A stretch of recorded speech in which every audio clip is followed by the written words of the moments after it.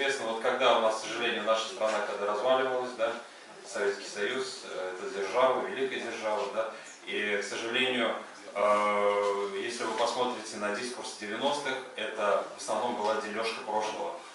Дележка прошлого, и по большому счету, то повестку, которую озвучили в начале этого круглого стола, по большому счету сказали именно о том, что некоторые ученые все же продолжают вот так вот делить, вот, продолжают передел какой-то, да, прошлого и так далее. Но мы с вами должны в данном случае, наверное, относиться к этому более снисходительнее, потому что перед нами уже стоит следующий этап. А как жить дальше? А где проект будущего? На что мы должны ориентироваться? И здесь ни в коем случае не должно возникать каких-то там узко таких, ну, националистических, что ли, да. Все-таки мы понимаем, что даже тот национализм, который был в 90-е годы, это, по большому счету, не национализм и в чистом виде, как такого даже больше не он был, да, это какая-то больше адаптивная, наверное, какая-то форма была. Но, тем не менее, мы должны сегодня проговаривать, обсуждать и формировать будущую повестку. И здесь то, что Азат Тагирович обозначил, да, в плане именно то, что обозначено в теме данного круглого стола, как Ногайский культурный континуум и так далее, это на сегодняшний день, мне кажется, самое актуальное, самое именно то, что находится сегодня на острие такого нашего общественного дискурса. И здесь в целом Ногайский континуум, конечно же, имеет свое достаточно глубокое прошлое. Если же мы посмотрим, я уже перехожу непосредственно к теме, башкирский этнический дискурс в рамках Ногайского культурного континуума. Здесь, конечно же, есть свои особенности, поскольку мы говорим о континууме на евразийском пространстве, то в разных региональных аспектах, на каждом локальном уровне он имел свою очень такую интересную особенность. Если же мы говорим в данном случае именно о башкирах, то в целом башкирский дискурс, то есть некий такой культурная система, которая могла передаваться из поколения в поколение. Вот это именно мы и называем этническим дискурсом. Да, он сформировался как минимум в домонгольское время, и, собственно, вся вот эта и родовая клановая система, и система преданий, она, собственно, продолжала функционировать в Кыпчакский период, Кимакский период, перешла в Золотоордынский период, перешла в Ордынский период, в постордынский период Ногайской Орды. То есть он продолжал функционировать. Но по мере перехода из одной системы в другую, да, он начинает впитывать, этот дискурс начинает впитывать некие такие новшества. Новшества — это новые мифологемы, новые мотивы начинают впитывать, исторические сюжеты, и все это отражается в наших преданиях, в эпосах и так далее. И здесь, конечно же, мы должны говорить о большом пласте башкирского фольклора, как цикл эпосов о Едигее, в первую очередь, да, это, безусловно, классическим эпосоведением, классическим нагаеведением признается действительно как эпосы ногайского происхождения. Здесь, в принципе, никакого, башкирские ученые всегда это проговаривали, все и будут проговаривать, поскольку это, собственно, так и есть. Но в то же время эти ногайские эпосы, ногайские предания в местной среде, в локальной среде начинают обретать некую такую особенность. Особенность вкрапливаются, собственно, сюжеты. И я бы здесь, знаете, для краткости, для понимания привел бы два примера, которые очень хорошо отражают вот эту особенную локальность.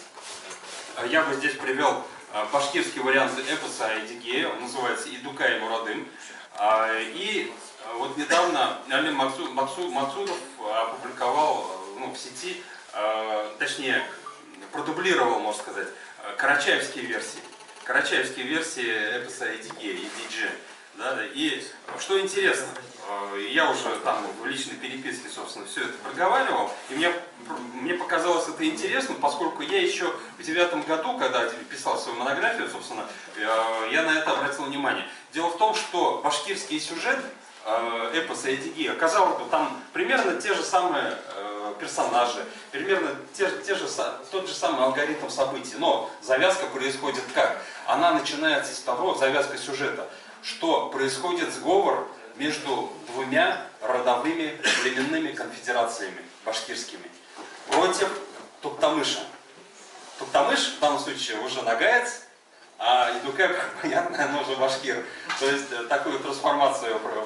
То есть здесь отражается некая такая политическая потестарная субъектность, некая структура социальная, политическая. Да, то есть башкиры состояли из родовых объединений, некоторые рода формировали большие конфедерации.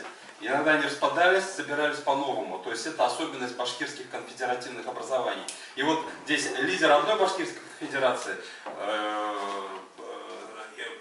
сговаривается с другим против Нагая Туктамыша.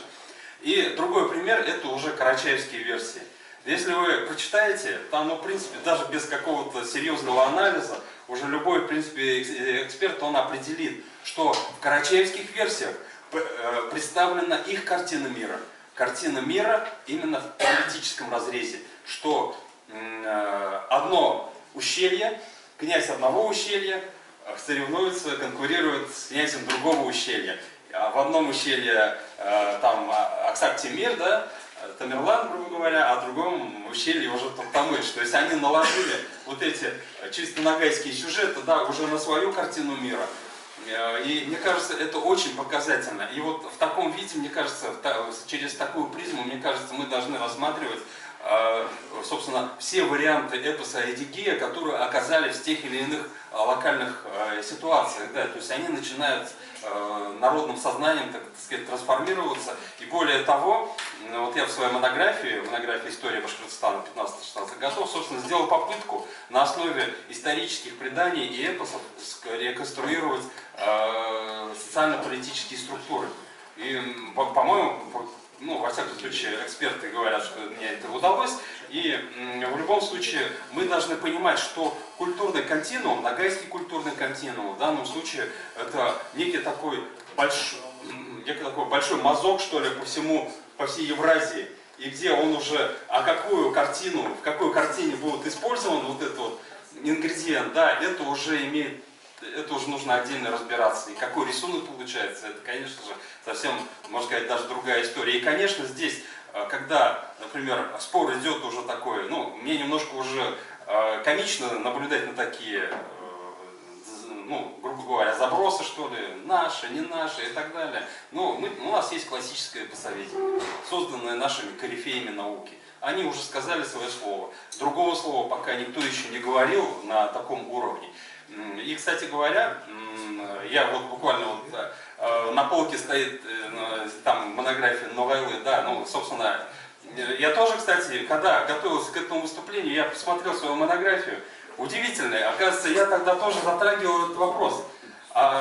Ну, не именно термин Новайлы, а именно, вот, что такое Нагаи в 17-18 веке. Оказывается, я там рассмотрел, что постепенно трансформировалось вот это представление вот этого термина «нагай». Оно становилось каким-то в 18 веке, оно стало каким-то более широко употребимым, нежели оно было в 17 веке. То есть налицо было какое-то расширение этого термина именно в Средней Азии, Центральной Азии, скорее всего, в Урал, Поволжье. И термин «Новайлы», скорее всего, тоже какой-то неологизм, более поздний, который, собственно, расширился где-то в 18 веке и вот распространился. Вот. И я думаю, это уже тема отдельного разговора. И я думаю, это, ну, в любом случае, это очень интересно. Сейчас же перед нами стоит задача, вот то, что Азат Тагирович говорил, действительно о новых каких-то моделях взаимодействия. Мы должны себя ощущать как Нагая, не региональным каким-то обществом, да, а именно на каком-то евразийском, на федеральном, на всероссийском уровне, да, ощущать себя какой-то частью большой какой-то структуры и ни в коем случае не поддаваться, не формировать какие-то жесткие иерархии. Мы видели не очень хороший опыт, который присутствовал и в Татарстане, и в Башкортостане, да, который действительно, и есть и положительные моменты, но есть и отрицательные. Например, вот Валерий Агай, он сказал о том, что нерегиональные везде нагаи укоренены. они укоренены. На реке Кубань укоренены, на Астрахани укоренены. То есть это коренной народ местных регионов. Да? А с другой стороны, посмотрим на ту же самую культурную политику Татарстана, да, в Курганской области, в Томске, да, Башкалабыз, Казан и так далее. В Башкирии то же самое, да. То есть формируется некое такое диаспорное сознание. То есть люди не стремятся укорениться вот здесь, а как-то обращаются к какому-то культурному центру, который больше превращается в какой-то миф даже в данном случае. Формирование какого-то мифологического сознания. И то есть мы должны избегать вот этой вот жесткой иерархии. Более того, мы должны избегать нивелирования каких-то особенностей, языковых ли особенностей, культурных и так далее. И иметь вектор на многообразие. Что есть Нагаев в разных регионах, Нагаев у каждого свой диалект, у Нагаев у каждого свой орнамент, это отдельные песни, можно сказать, да, и мы должны формировать некий такой общий. И то же самое на федеральном уровне. Есть алтайцы, у них это самостоятельное этнос и так далее, есть башкиры, есть поволжские татары и так далее, и так далее. И, собственно, мне кажется, это современная тенденция, современная ориентировка на некое такое общежитие, на уровне такого симбиоза, можно сказать, ни в коем случае не на уровне какой-то конкуренции. Спасибо большое. Небольшое замечание. Я вот хотел задать вопрос Юлдаш Мухаммадович относительно идеи Ногайский континуум. Как она соотносится вот с организацией «Турки России»? Я вот правильно понял вас, что речь идет о сетевой структуре, где вот ногайские эпосы и так далее, да, ногайская историческая память, она скрепляет разные компоненты, как некий, да, цемент, да, есть кирпичи. Между тем, башкиры остаются башкиры, сибирские татары, сибирские татарами. Не могли бы... Совершенно верно. Собственно, когда мы начали взаимодействие в 2019 году, собственно же и состав у нас был, да, сибирские татары, башкиры, ногайцы в данном случае. И что нас объединяет, да, помимо России, да, если мы глубже копнем, именно ногайская культура. Ногайский континуум, да, и вот в данном случае, но термин континуум это научный термин, да, наверное, возникнет какой-то более общественный какой-то, там, мир Эйдеге, например, да, и так далее, тоже вариант. Но в любом случае мы должны проговаривать